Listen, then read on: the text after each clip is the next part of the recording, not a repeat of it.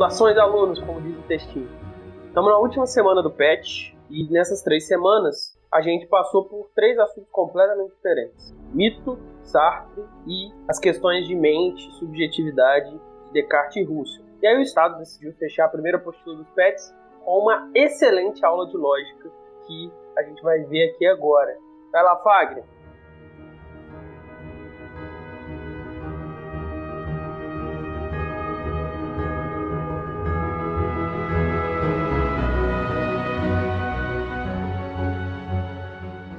Vamos lá. Essa semana você irá aprender um pouco sobre lógica e argumentação. Busque mais referências para complementar seu aprendizado, escute o podcast e veja o vídeo no final desta unidade. Vocês repararam que toda unidade eles indicaram um podcast diferente, né? Nosso podcast está fazendo atrasado, a gente tinha que ser contratado para fazer o podcast, o programa antes de sair o PET. Daí caiu a sugestão. Ele vai querer que a gente faça isso sem receber nada mais. A gente já está fazendo. Faz muita diferença. Mas a gente vai ganhar uma divulgação maior, vai ter mais pessoas. Continuando o texto. Se possível, anote os pontos mais relevantes apresentados nesses materiais e exercite a dúvida. Sempre elabore perguntas levando em consideração as informações que você compreendeu a partir dos seus estudos. Coragem. Eu sei que eu estou lendo esse primeiro parágrafo, eu acho que ele é exatamente igual. Os outros só troca...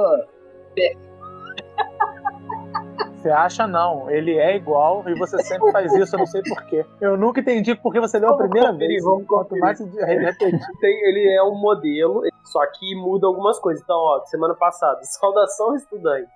Essa semana você irá aprender mais sobre quem você é. Busque mais referência. Aí ele continua igual. Ele não puxa um pouco o tema, não, velho. Ele só troca a palavra. Aqui tá lógica e argumentação, e lá é quem você é. É porque o último episódio realmente, né, falava muito sobre quem você é, né? Sobre personalidade humana. É muito bem feito esse resumão.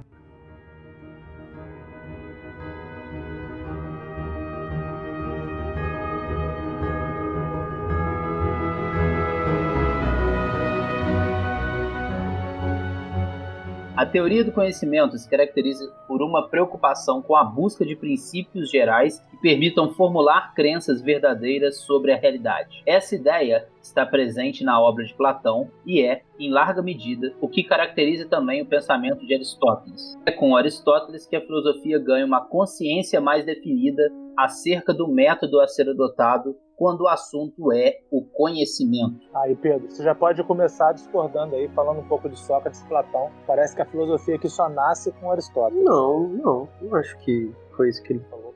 Ele disse que está presente no Platão e é, em larga medida, o que caracteriza também o pensamento de Aristóteles. E aí tudo bem. É com Aristóteles que a filosofia ganha uma consciência mais definida acerca do método. Exato. Não tem método em Platão, não tem método em Sócrates. Não. Consciência mais definida acerca do método. O Platão, ele tem método, mas não tem um livro do Platão, A Dialética. Tá lá nos diálogos. Wagner, você concorda com isso? Acho que pro Platão tem um método e que o Platão tenta sistematizar ele em várias passagens da sua obra. O parágrafo, se ele tivesse no contexto exato, eu acho que ele estaria mais claro. Só que ele ainda não introduziu o que ele está falando sobre lógica, né? Eu acho que ele começou errado falando teoria do conhecimento. Como eu sei que ele está falando sobre lógica, eu acho que tá tudo bem aqui. O Platão, ele usava de lógica. Eu concordo com você, mas na chamada está dizendo a teoria do conhecimento. Exatamente. E quanto à teoria do conhecimento, isso está incorreto. Acho que eles recortaram esse parágrafo de algum lugar e aí ele acabou ficando um pouco descaracterizado. Sabe? Olha só, e ainda fala a teoria do conhecimimento que busca princípios gerais para formular crenças verdadeiras sobre a realidade. Ele não está falando de lógica. Sim, mas na hora que ele fala do Aristóteles definir métodos, aí ele está falando de lógica. Mas na hora que ele começa falando de teoria do conhecimento, então por isso que eu acho que está descaracterizado o parágrafo. Não, tudo bem. O texto original, ele não era um parágrafo só, entendeu? Acho que ele tinha alguma coisa em cima ou alguma coisa embaixo. Fazia essa vinculação entre teoria do conhecimento e lógica. Como eu disse, eu achei o parágrafo aqui, o parágrafo em si é bem maior no texto original. Bom, eu vou voltar à minha posição. Estou com vocês, é unânime essa votação. Por quê? Esse PET, ele tem a função do aluno estudar sozinho. O professor deveria, no horário, estar disponível para tirar dúvidas. Como é que um material que se propõe a ser um material que deveria ser completo, o aluno com o uso desse material, lembrando que quem não pode estar online vai receber essa apostila impressa e vai ficar lá na casa dele sem acesso ao professor, usando só essa apostila. Como é que esse aluno vai conseguir fazer alguma coisa com um parágrafo desse? Eu só concordei inicialmente porque eu sabia outras coisas que eu já joguei no papel na hora de ler. Mas a verdade é que o aluno sozinho em casa, que não tem acesso à internet, não vai conseguir fazer nada com esse parágrafo. Então tá, mas eu acho que assim, para explicar para o aluno, por que a gente acha esse parágrafo problemático?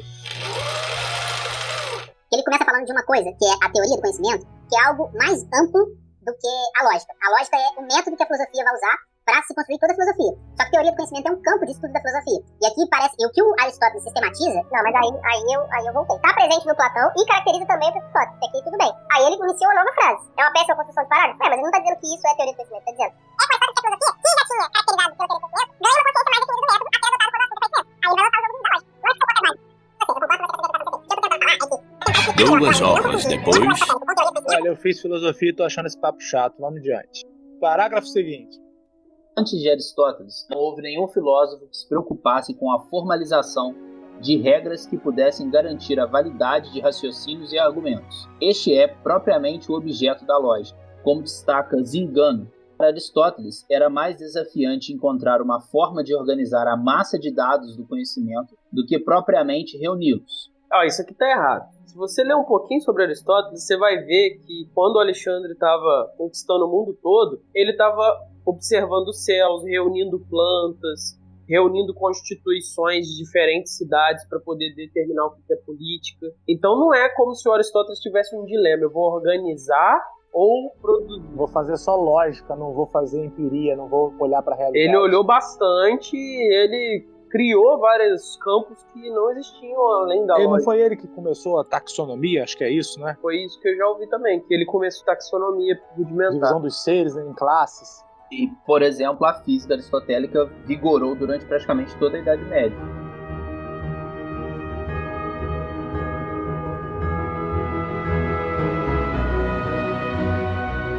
Nesse sentido, Aristóteles percebeu que se fazia necessário uma classificação dos conhecimentos e dividiu as ciências em teóricas, matemática, física e metafísica, prática, ética e política, e produtivas, agricultura, metalurgia, culinária, pintura, engenharia, etc. Mas o filósofo também concluiu que é fundamental estudar o procedimento correto que deve orientar uma investigação em qualquer destas áreas. Foi então que nasceu a lógica, conjunto de regras formais que servem para ensinar a maneira adequada de se produzir argumentos, raciocínios, proposições, frases e juízos. É maneiro que tem raciocínios e frases, isso não são categorias lógicas, né? Aristóteles, em vida, não pôde organizar sua obra. Essa tarefa ficou a cargo de seus alunos. Os escritos que tratavam do raciocínio foram reunidos num único volume e recebeu o título de órgano, literalmente instrumento. O órgano é um conjunto de diferentes tratados, exposição sistemática de um tema. Segundo o historiador da história da filosofia Giovanni Reale, Aristóteles sabia que estava sendo pioneiro quando começou a estudar uma forma de argumentação chamada silogismo. Por meio das análises que o filósofo fazia de textos de sofistas, de Sócrates e do pensamento de Platão, a lógica aristotélica. Só um minuto, Pedro. Você podia falar quais livros de Sócrates o Aristóteles leu? Tem os textos de Sócrates, quais foram? Pois é. Para quem não sabe, o Sócrates ele foi um filósofo inserido num período onde a questão da escrita, ela já existia essa tecnologia, mas a confiança na escrita, o uso corrente de escrita igual a gente tem, onde a gente tem placas, você confia que as pessoas sabem ler, que vão conseguir ler as placas para, por exemplo, evitar acidentes e tudo mais, não estava estabelecida. E tinha, por exemplo, argumentos de que a escrita seria uma coisa que ia acabar com a memória das pessoas. Então, Sócrates está inserido nesse momento, e também por isso ele é um dos filósofos que vai desconfiar da escrita e vai produzir a sua filosofia de maneira debatendo com seus interlocutores, fazendo perguntas e respostas para as pessoas na ágora, tentando justamente encontrar a verdade nesse modo dinâmico, e não nesse modo mais fixo, que é o texto. Quem usava muito texto eram justamente os sofistas, eles eram logógrafos. Quem ouviu o podcast de democracia vai ver que tinha aqueles debates, né, as assembleias, eles escreviam discursos para esses ricos irem nessas assembleias, poderem discursar, e por isso eles produziam um texto fechado com objetivo retórico, enquanto Sócrates estava tentando ali descobrir a verdade, entender o que estava certo e o que estava errado, e para isso ele precisava de um discurso mais dinâmico. O Platão, de fato, vai ser um grande escritor, só que ele vai tentar simular, por razões filosóficas, um pouco desse dinamismo do diálogo socrático do jeito que ele escreve. O que o Pedro disse sem dizer está errado. O Aristóteles nunca leu um só texto de Sócrates, porque Sócrates não deixou um só texto escrito. Se ele leu algum texto de Sócrates, ele achou uma lista de compras de Sócrates, alguma coisa assim. Não era um texto de filosofia. Eu acho difícil ter achado uma lista de compras do Sócrates, que não é do Sócrates aquela frase que o mercado de Atenas está cheio de coisas que eu não preciso. Não sei, nunca ouvi essa frase. Eu não sei, eu sei que ele brigava muito com a esposa, que ele não cuidava dos filhos, então acho difícil ele ter feito uma lista de compras. Então tá errado, aluno. Segue.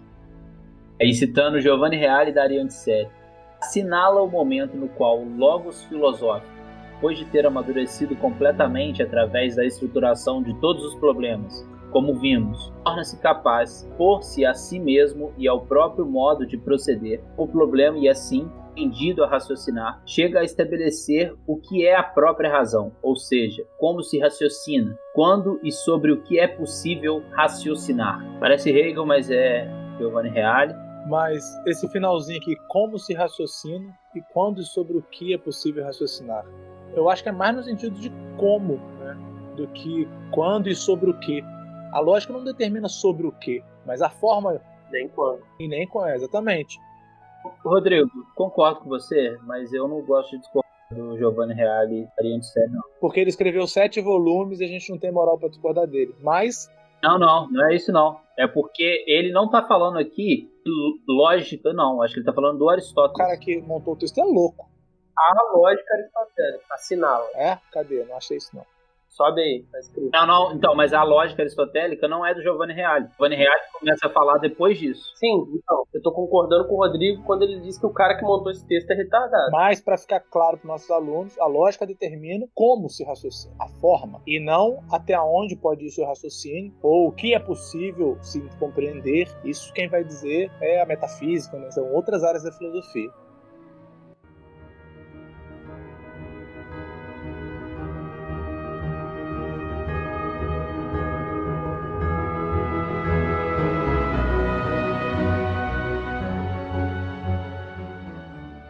Aristóteles chegou num ponto em que não se tratava mais de desenvolver conteúdos filosóficos, mas de examinar a forma como a razão procede.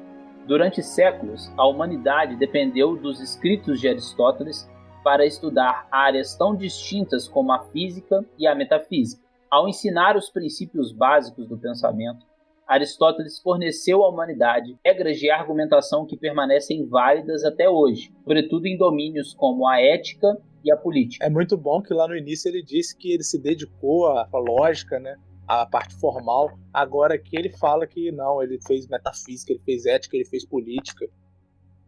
Eu acho interessante aqui é que a gente pode pontuar nesse momento sobre o silogismo. O silogismo ele tem uma estrutura dedutiva, ela trabalha com um argumento de necessidade. Então tem uma premissa maior, uma premissa menor, e dessas duas premissas você infere a conclusão. Todo homem é mortal. Sócrates, por definição, é um homem ateniense, filósofo, logo Sócrates é mortal. Isso aqui serviu por muito tempo à humanidade para descobrir várias coisas, mas produziu um conhecimento que perdurou mais do que inovou. Conseguiu-se montar um sistema ptolomaico, conseguiu-se montar outros sistemas de conhecimento. Esse sistema continuou ao longo de vários períodos. Só que vai ser quando a modernidade quebra com essa lógica aristotélica, e já existiam logo depois de Aristóteles outras propostas de lógica diferentes, como a lógica estoica, que a gente começa a tratar um conhecimento diferente e começa a revolucionar o conhecimento e descobrir novas coisas. O que o argumento dedutivo faz é esclarecer um conceito que já tem aquela informação ali. Ele não traz um conhecimento novo. Por exemplo, quando eu falo que o triângulo tem 3 lados, eu não estou dizendo nada diferente do que a gente já sabe. O conceito de triângulo é ter 3 lados. Quando eu digo que o triângulo é vermelho, eu trouxe um conceito novo, que é o conceito de vermelho, aplicado a um triângulo, que do conceito de triângulo eu não consigo saber a cor dele. Então, essa quebra, esse que será o tipo de argumento indutivo que a ciência usa tanto, vai abrir um novo horizonte de conhecimento e desenvolver, claro, um novo método. Vai ter que ser um outro tipo de método que não o dedutivo. Então, acho que esse exemplo do triângulo deixa muito claro as diferenças. Quer dizer, ajuda a gente a esclarecer e compreender melhor os conceitos, e o outro traz novos conhecimentos sobre os conceitos. Uma vez que a lógica não é apenas argumento válido, mas também reflexão sobre os princípios da validade, esta só aparecerá naturalmente quando já existe à disposição um corpo considerável de inferências ou argumentos. Eu não faço ideia do que ele está falando aqui. Eu acho que a gente deveria explicar o que é validade.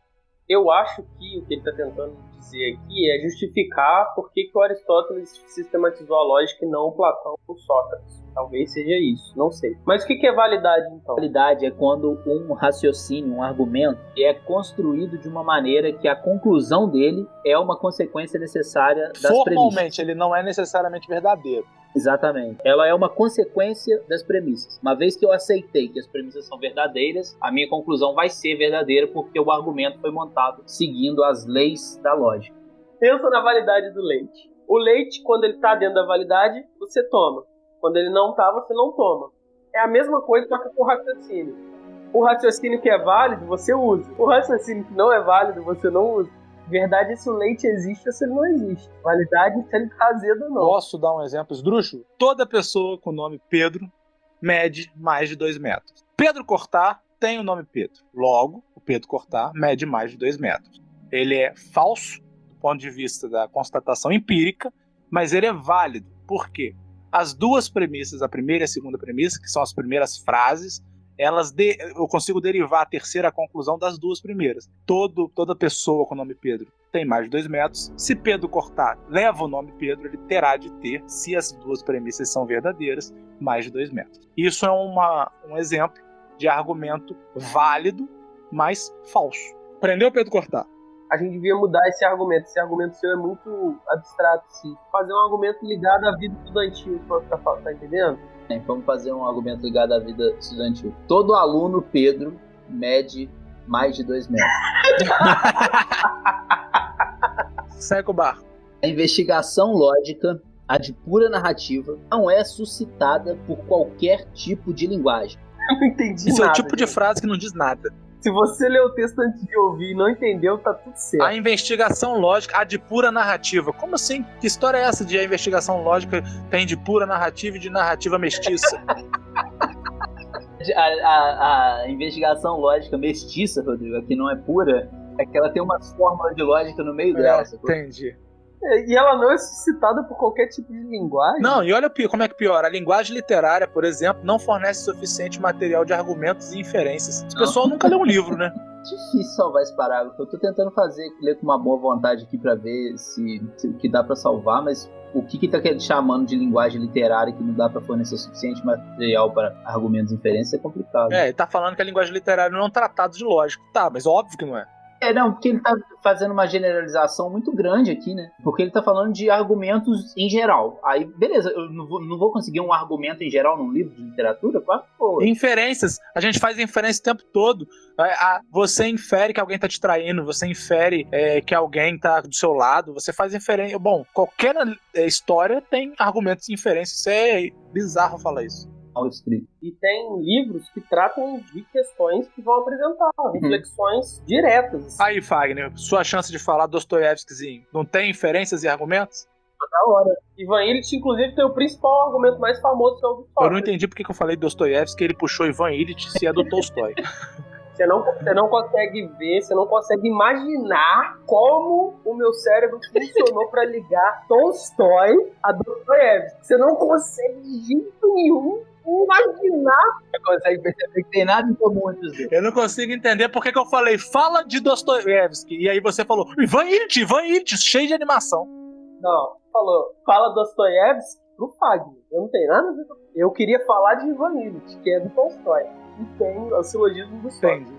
Lá como exemplo? O texto começa discutindo a natureza da morte. Quando você ouve todo homem é mortal, Sócrates é homem, logo Sócrates é mortal, você aceita que todo homem é mortal e você entende que a morte é para todo mundo. Só que na hora que você está morrendo, é completamente diferente. Aceitar o argumento, compreender isso para o seu... O Me Castigo, do Dostoiévski, também começa com um argumento como ele justifica que a usurária, ela precisa ser morta e porque é bom a morte dela, porque ela só faz mal para as pessoas e que muitas pessoas boas vão se beneficiar da morte dela. É uma argumentação que ele faz, uma argumentação válida. Segue o barco.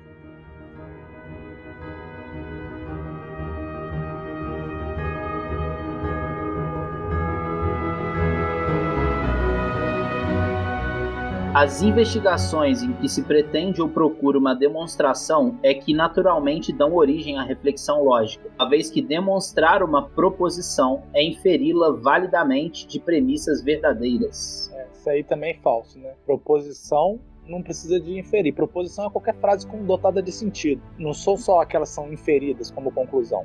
Não, ele falou demonstrar uma proposição. Demonstrar uma proposição é quando você está demonstrando que ela é verdadeira, né? Então é só no sentido de conclusão. Isso. Nesse caso tá. aqui é. Peço perdão ao autor. Vamos à obra. Sim, gente, isso acaba assim do nada.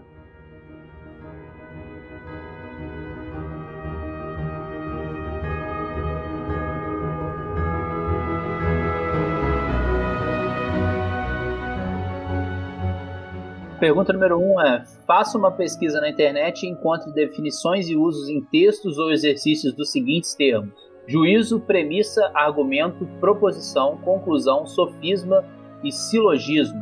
Muito bom para o aluno da zona rural que vai receber esse material aí sem ter acesso, porque ele não tem acesso à internet. E aí lá nas perguntas está pedindo para ele fazer umas pesquisas na internet.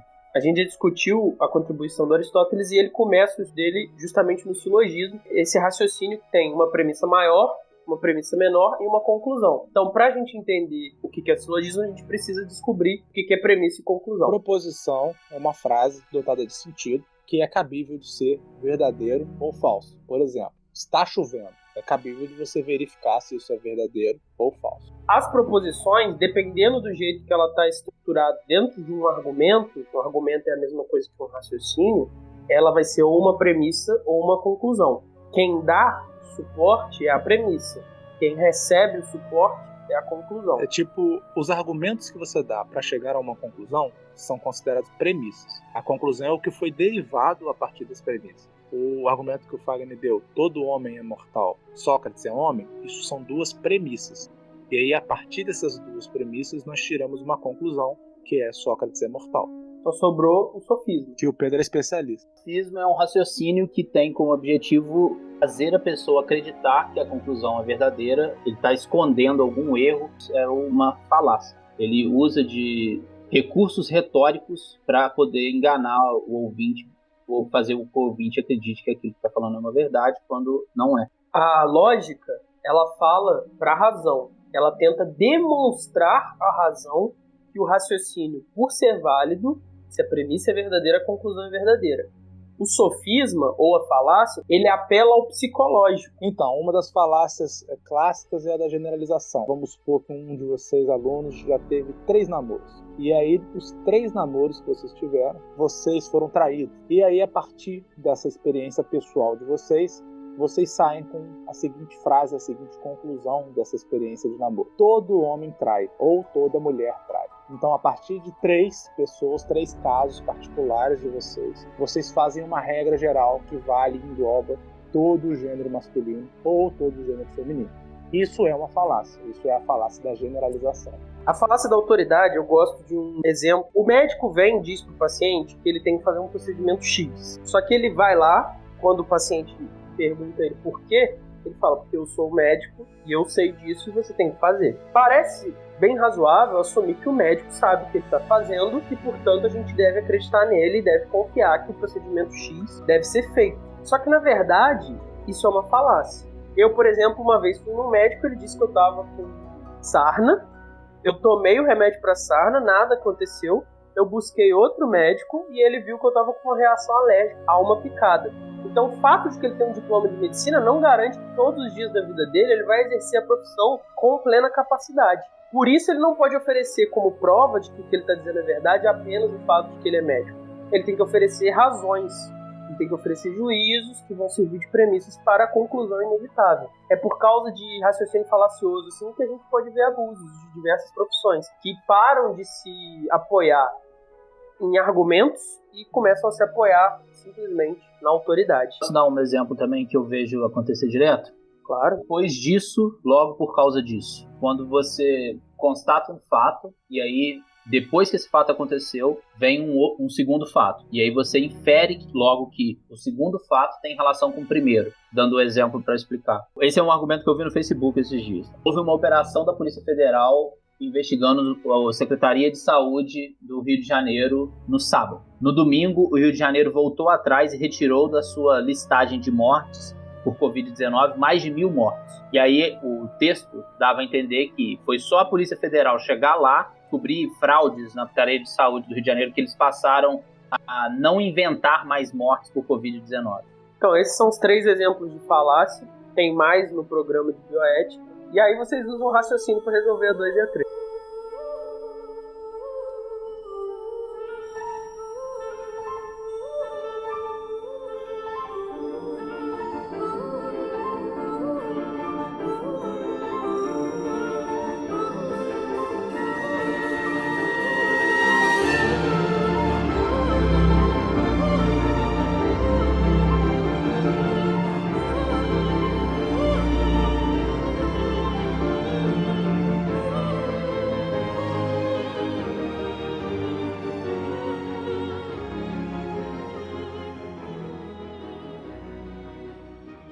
A aluna do Fagner deixou um comentário fazendo algumas perguntas. Ela está comentando o episódio de Sartre sobre a liberdade. Bem, no fim das contas, temos a liberdade. E logo, as consequências dela. Seja a minha morte ou a morte... Só um minuto, olha só, Pedro. Não tem como saber qual episódio que está comentando. Tem? Tem, ela falando de liberdade de Sartre. Não tem outra opção. Como pelo conteúdo do comentário. Né? Ah, tá. Ela poderia estar falando, por exemplo, sobre o determinismo grego lá no primeiro episódio. Mas enfim, vamos em frente. No fim, a essência dentro do existencialismo. Existencialismo, será que pode fazer referência ao determinismo grego, Rodrigo? Será que é o episódio escrito existencialismo? Existencialismo não, mas você ainda não tinha lido isso.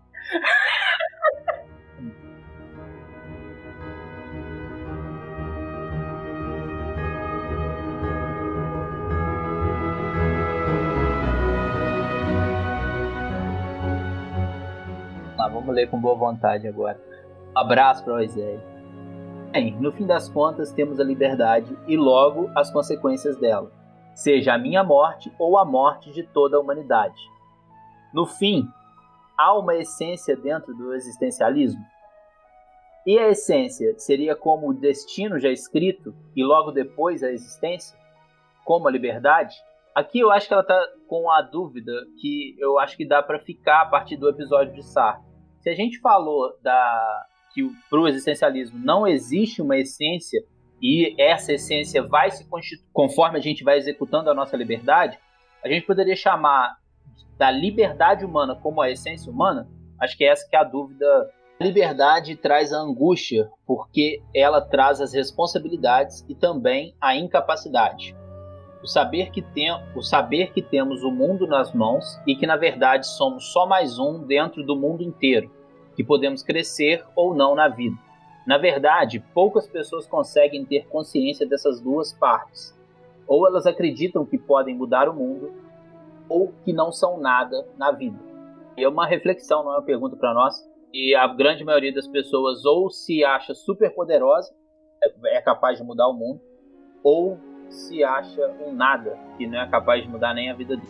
Eu acho interessante atualmente como a gente uniu as duas coisas. A pessoa, quando ela está sonhando, quando ela está desejando, ela se imagina toda poderosa, então ela vai fazer e acontecer. Mas no dia a dia dela, quando ela vai tentar, por exemplo, estudar para poder conquistar aqueles sonhos que ela imaginou tão grandiosamente, quando ela vai treinar para poder conquistar, por exemplo, o sucesso no futebol que ela quer, ela não cumpre a expectativa do sonho que ela conseguiu sonhar. Então ela consegue sonhar como se fosse toda poderosa, mas vive como se não tivesse poder nenhum. Vamos agradecer a Osélia. Teremos mais comentários no futuro dela. E um grande abraço para ela. Saudades lá da sala de aula. Vocês têm mais alguma coisa para falar, senhores? Abraço, semana que vem a gente continua.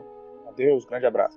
É isso, acabou o primeiro mês. Sofrido, corrido, desesperado. E se tudo der certo, a gente se vê então na semana 5.